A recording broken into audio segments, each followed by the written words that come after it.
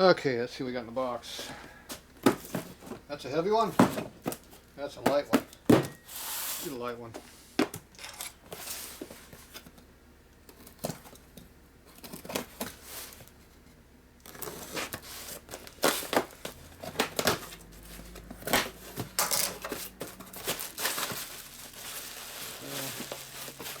Kind of a cover. Oh, speedo. It's well packed for a speedo. Well protected. Good, because I paid a lot for this piece of crap. People think just because I got a bunch of used parts on eBay means I don't pay much for it. Remember, I got to outbid all you other dumbasses trying to buy this crap too, so ain't nothing cheap very often. Okay, this should be a police speedo if it's the one to remember. Yep. So there you go, police speedo.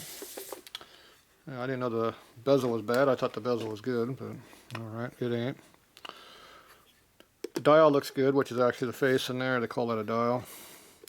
And then the dial right here is called a needle.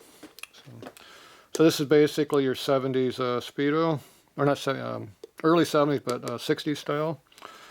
So the only thing that's really damaged right there where it says police is kind of scraped out right there. But that looks pretty good. It says it's only got 23,000 miles on it. It probably doesn't work anymore. Doesn't sound very good. Doesn't work very good either. I'm spinning it back here. It might be might be missing engagement on teeth in there, a little dry, who knows. So this needs to be rebuilt, obviously. So the aftermarket ones just have police special down here. They don't have the Harley Davidson written in there, so that would make the difference.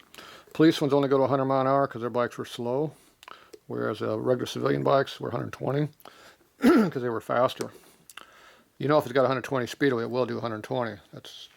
That's a law, isn't it? It has to go whatever speedo says it can go. Yeah, sure. So anyway, so this is the that one. In '62, they went to the external nut. Before that, they had it was a internal nut, or the nut was part of the speedo, and the cable was male. On this one here, the speedo is male and the cable's female, has a nut on it. So that's a difference. Genuine Harley speedos have date codes down here. Whatever this means down here tells you something.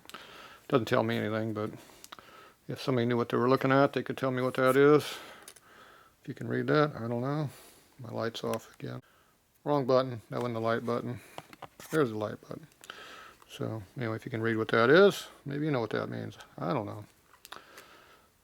This is definitely a later speedo.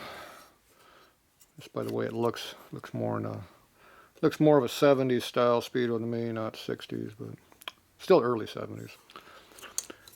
They went to 55 mile an hour speedo mandated in 75, 76. They mandated that. Something about that fuel crisis we had back in 73 and 4. Yeah. Go slower, get better mileage, one of those things. Yeah, sure. So anyway, so this is an original one. So these screws in here get loose, and this whole face just kind of rattles around and makes big oval slots right there. And this one here looks nice and clean. That's one reason I bid for it. And it's a little air down, a little bad spot on the bottom I can kind of live with, but that should clean up pretty good. It needs a new bezel on it. The glass is probably still good. Just got to clean it. In the back of it looks real nice and clean. There's hardly any rust on it at all, which is I like. The internals, who knows? It's got some issues. I'll have to see what that is. Let's see, they went to the external nut in 68, I think is when they went to that external one out here. So that's going to put this at 68 to 73, 4-ish, somewhere in that area. Be my guess. Like I said, if you can read that number over there, it'll tell you, what was that, 54O-AN. I don't know, another A, and then I can't make out the digit. But, you hear it has some issues. No, that's the face. That's the dial there. You can hear the guts. Something's loose in there, but it's not rattling real heavy. It's got the normal Harley vibration issues in there. So anyway, this probably cost me almost 200 bucks. So it's not like this stuff is cheap. But when these things are all rebuilt, they're 500 up. Most speedos these days are 1,000 bucks when they're rebuilt. So anyway, you get what you pay for. For a nice unrestored bike, this would be nice. So it's one of them restored bikes. Yeah, a lot of that goes around. So I like the original Speedos, so that's why I try to get them when I can. I rarely get them because I'm not going to pay $400 or $500 for a pile of crap and then rebuild it. So there you go. This one's going to be off to the Speedo shop.